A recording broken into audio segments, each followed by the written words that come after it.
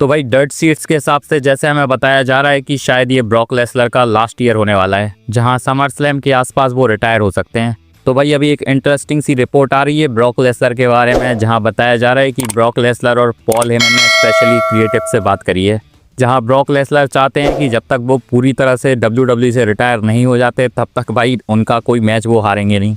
तो जिसके साथ भी WWE उनका मैच बुक करने वाली है आगे, शायद वो मैच वो जीतने ही वाले हैं, क्योंकि हारने का तो उनका इरादा फिलहाल लग नहीं रहा है। यहाँ देखकर लग रहा है कि ब्रॉक लेसनर थोड़े सेल्फिश बनने की कोशिश कर रहे हैं, लेकिन इमेजिन करो अगर उनका लास्ट मैच वो हार जाते हैं और जिस बंदे के खिलाफ वो हारेंगे तो वो बंदा कितना ओवर हो जाएगा। शायद पॉल हेमन और ब्रॉक लेसनर भी कुछ ऐसा ही सोच रहे होंगे। ब्रॉक लेसनर ने वैसे भी जब से अभी रिटर्न करा है तब से उन्होंने एक भी मैच नहीं हारा है, अगर रॉयल रंबल को छोड़ दिया जाए तो अगर ब्रॉक लेसनर समर स्लैम में सच में रिटायर हो रहे हैं तो तब तक WWE उन्हें डोमिनेट दिखा सकती है, जिसका फ़ायदा भाई उनके लास्ट अपोनेंट को मिल जाएगा।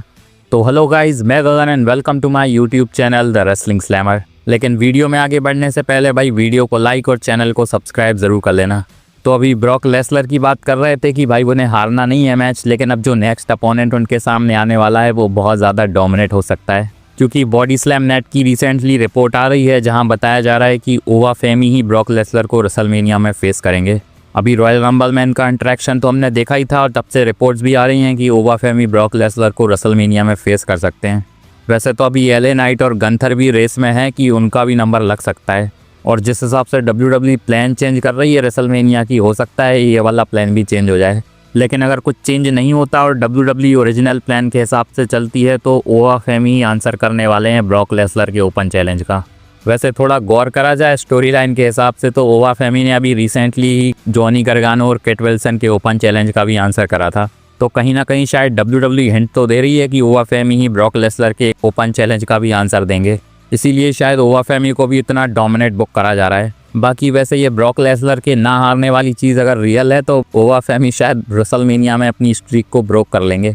चलिए अब बात करते हैं कोडी रोड्स के बारे में, जिन्होंने रिसेंटली अभी एक इंटरव्यू दिया है और यहाँ भाई उन्होंने बताया है कि इस बार की WrestleMania one of the best WrestleMania होने वाली है। इसी के साथ भाई कोडी रोड्स का ये भी कहना है कि उन्हें अब रेसलमेनिया मेन इवेंट करने की आदत हो गई है, और अगर इस बार वो मेन इवेंट नहीं कर पाते तो उन्हें बहुत ज़्यादा बुरा लगता।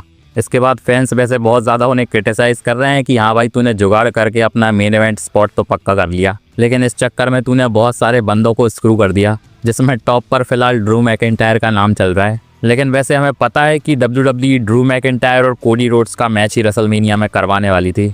तो इसके बारे में भी एक रिपोर्ट आई है जहाँ बताया जा रहा है कि ये मैच हेल इन अ सेल मैच होने वाला था।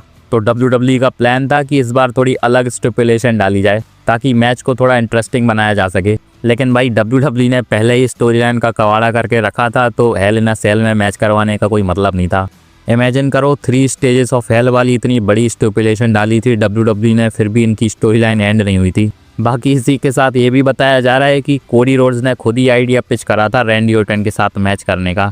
कोडी रोड्स की सिचुएशन भाई WWE में कितनी बड़ी है ये तो हमें पता है, कह सकते हैं जॉन सीना टाइप की सिचुएशन WWE ने उनकी बना रखी है, जहां भाई खुद के मैचेस के अलावा बाकी के दूसरे मैचेस के बारे में भी उन्हें सब पता होता है। अभी अनरियल सीरीज़ में WWE ने ये पूरी तरह से क्लियर कर दिया था। तो भाई कोडी रोड्स ने आइडिया तो पिच ज़रूर करा होगा रैंडी ऑर्टन और उनके मैच का, क्योंकि इतने टाइम से ये मैच ड्यू है और रेसलमेनिया लेवल का मैच है। लेकिन अगर ये आइडिया पहले ही वो पिच कर देते तो शायद उनके हाथ से टाइटल जाता ही नहीं, और ये स्टोरी लाइन हमें बहुत टाइम पहले से ही स्टार्ट होते हुए देखने को मिल जाती। और अभी जो फैंस भाई उनके ऊपर टर्न कर गए हैं शायद उस मोमेंट पर नहीं करते। वैसे कुछ टाइम पहले मैंने बताया था कि कोडी रोड्स और ड्रू मैकिंटायर के मैच की जो क्लिप WWE ने YouTube पर पोस्ट करी थी उस पर कितने सारे डिसलाइक्स आए थे, जिसमें कोडी रोड्स के फैंस का कहना था कि भाई ये डिसलाइक्स खरीदे हुए हैं। तो लास्ट टाइम जब मैंने बताया था तो डिसलाइक्स 1,60,000 के करीब थे, लेकिन भाई अब ये 2 लाख पर पहुँच चुके हैं। तो अभी भी फैंस जा के शायद इस वीडियो को डिसलाइक कर रहे हैं। पर अभी वैसे ये भी बताया जा रहा है कि बैक स्टेज इस मूवमेंट से WWE को कुछ खास फर्क पड़ नहीं रहा है, और भाई जो WWE को करना है वो वही करेगी। फैंस भी वैसे शायद कुछ टाइम बाद भूल जाएंगे कि ऐसा कुछ हुआ भी था। चलिए अब बात करते हैं स्टीव ऑस्टिन के बारे में, जिनके बारे में भाई बताया जा रहा है कि नेक्स्ट रॉ में ये आने वाले हैं। अभी हमें पता है कि 360 डे स्पेशली स्टीव ऑस्टिन के लिए मार्च में मनाया जाता है, तो इसी के सेलिब्रेशन के लिए नेक्स्ट वीक वो रॉ में आ सकते हैं। अभी ये पूरी तरह से फिक्स नहीं है कि भाई वो आने ही वाले हैं, लेकिन हो सकता है WWE लेकर आ जाए। वैसे भी नेक्स्ट रॉ में ब्रॉक लेसनर रोमन रेंस तो आने ही वाले हैं, तो स्टीव ऑस्टिन भी आ जाते हैं तो भाई थोड़ी और बड़ी रॉ हो जाएगी। और अगर WWE उनके लिए कुछ रेसलमेनिया में प्लान कर रही है तो यहाँ से हमें पता चल सकता है, क्योंकि कुछ टाइम पहले मैंने बताया था कि रिपोर्ट्स थी कि स्टीव ऑस्टिन का भी एक मैच और बचा है। लेकिन वैसे तो वो मैच बताया जा रहा था कि नेक्स्ट ईयर जो सऊदी अरेबिया से रेसलमेनिया होगी वहाँ से WWE करवाएगी। लेकिन भाई वो मैच फिर 1 साल लेट होगा और हो सकता है स्टीव ऑस्टिन जल्दी अपना काम निपटाना चाह रहे होंगे, जिसकी वजह से इसी साल हमें उनका लास्ट मैच देखने को मिल जाए। चलिए अब बात करते हैं फिन बेलर के बारे में, जिनके ऊपर भाई अभी अभी रॉ में जजमेंट डे टर्न कर गई थी, या फिर कह सकते हैं कि फिन बेलर का प्लान था जजमेंट डे को छोड़ने का, लेकिन उससे पहले उनकी धुलाई हो गई। तो अभी रॉ के बाद भाई जजमेंट डे के बाकी के मेंबर्स की एक वीडियो आई है जहां वो कह रहे हैं कि भाई तूने ही हमें सिखाया था कि जजमेंट डे को जो बिट्रे करेगा उसका ऐसा ही हाल होगा। तो जजमेंट डे से पंगा लेना अच्छी बात नहीं है। अभी सोशल मीडिया पर भी भाई जेडी मैकडोना ने एक लंबा चौड़ा पोस्टर डाला है जिसमें वो बता रहे थे कि भाई तू लीडर बनना चाह रहा था, लेकिन हमारे बीच में डिसाइड हुआ था कि कोई भी जजमेंट डे का लीडर नहीं बनेगा। तो तूने रूल ब्रेक कर दिया और भाई मेरी लॉयल्टी जजमेंट डे के साथ है तो मैंने दिखा दी। वैसे जेडी मैकडोना को फिन बेलर लेकर आए थे तो लॉयल्टी उनकी फिन बेलर के लिए ज़्यादा होनी चाहिए थी। अभी वैसे फिन बेलर की बात करें तो उन्होंने भी अपने सोशल मीडिया पर एक ब्लैंक पोस्ट डाली है, लेकिन इसके कैप्शन में उन्होंने 1372 लिखा है, और ये इसीलिए लिखा है क्योंकि इतने दिन ही वो जजमेंट डे में रहे थे। तो अब फाइनली भाई जजमेंट डे से फिन बेलर का पत्ता कट चुका है। बाकी वैसे देखते हैं अब रेसलमेनिया के लिए इनकी स्टोरी लाइन कैसी होने वाली है, क्योंकि यहाँ से फिन बेलर का फेस टर्न भी हो चुका है। अभी रूमर्स चल रहे हैं कि भाई डीमन वेलर की भी एंट्री होने वाली है, क्योंकि इस मैच में फ़िलहाल टाइटल नहीं है तो शायद WWE कुछ बड़ी चीज़ इन्वॉल्व करेगी।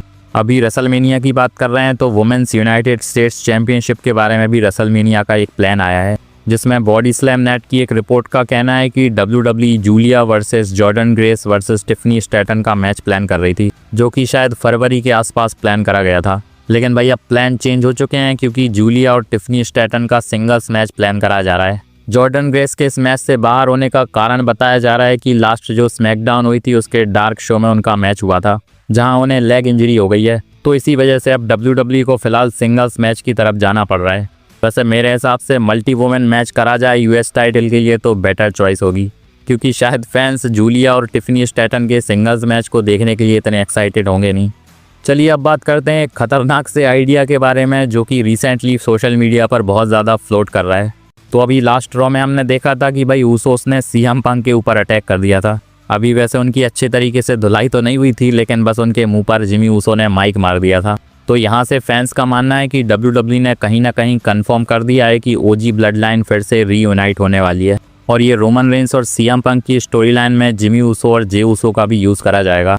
भले ही जिमी ऊसो और जे ऊसो का फिलहाल कुछ अलग ही प्लान है, लेकिन समहाउ WWE इनको इन्वॉल्व करेगी एक साथ। लेकिन स्टिल यहाँ हमें हील वाली ब्लड लाइन देखने को नहीं मिलेगी। पर कुछ टाइम पहले भाई मैंने बताया था कि हो सकता है CM पंक का WWE हील टर्न करा दे। तो यहाँ फैंस का मानना है कि CM पंक अपना हील टर्न करके विजन के साथ अलाइन कर लेंगे, जिसके बाद ऊसोस, रोमन रेंस, विजन और CM पंक की स्टोरी लाइन चलाई जाएगी। अभी ये सुनने में थोड़ा अजीब सा लग रहा है कि भाई विजन और CM पंक का क्या कनेक्शन, क्योंकि विजन ने एक टाइम पर CM पंक का जीना हराम करके रखा था, तो विजन के साथ क्यों ही जाएंगे CM पंक। लेकिन फिलहाल भाई विजन को देखा जाए तो उसकी हालत ठीक चल नहीं रही है, और विजन में किसी एक मेजर बड़े फिगर की ज़रूरत है, और CM पंक वो मेजर फिगर बन सकते हैं। अभी पिछली वीडियो में मैंने बता दिया था कि क्यों CM पंक का हील टर्न होना चाहिए। अभी देखो हमें पता है कि CM पंक और पॉल हेमन का भी अच्छा खासा कनेक्शन है। भले ही लास्ट रेसलमेनिया में पॉल हेमन ने बिट्रे कर दिया था CM पंक को, लेकिन लास्ट ईयर हमने ज़्यादा अलाइन देखा नहीं था CM पंक और पॉल हेमन का। तो इस बार पॉल हेमन कोई ना कोई तिकड़म भिड़ाकर CM पंक को विजन में लेकर आ सकते हैं, और फिर से हमें वो पुराने वाली वाइब आ जाएगी जब CM पंक और पॉल हेमन का कनेक्शन हुआ करता था, क्योंकि उस टाइम पर भी पॉल हेमन और CM पंक हील टीम में ही थे। तो भाई इमेजिन करो इससे WWE कितनी अच्छी स्टोरी लाइन क्रिएट कर सकती है। अभी वैसे तो ये फैंस की इमेजिनेशन है, लेकिन हो सकता है भाई WWE फैंस की बातें सुन ले। बाकी ब्लड लाइन की हम हील साइड देख ही चुके हैं, तो शायद WWE दोबारा से रिक्रिएट नहीं करेगी। अभी वैसे रॉ के बाद WWE ने CM पंक की भी एक वीडियो पोस्ट करी है जहां भाई वो पिट पिटू के बैक स्टेज जा रहे थे, लेकिन यहाँ CM पंक की एक्सप्रेशन देखकर क्लियर लगेगा कि उन्हें ज़्यादा फर्क पड़ा नहीं है, और यहाँ भाई CM पंक बड़ी ही क्रीपी सी स्माइल दे रहे थे। तो थोड़ा बहुत इसे हिंट तो मान सकते हैं कि शायद कैरेक्टर में चेंज तो होने वाला है CM पंक के।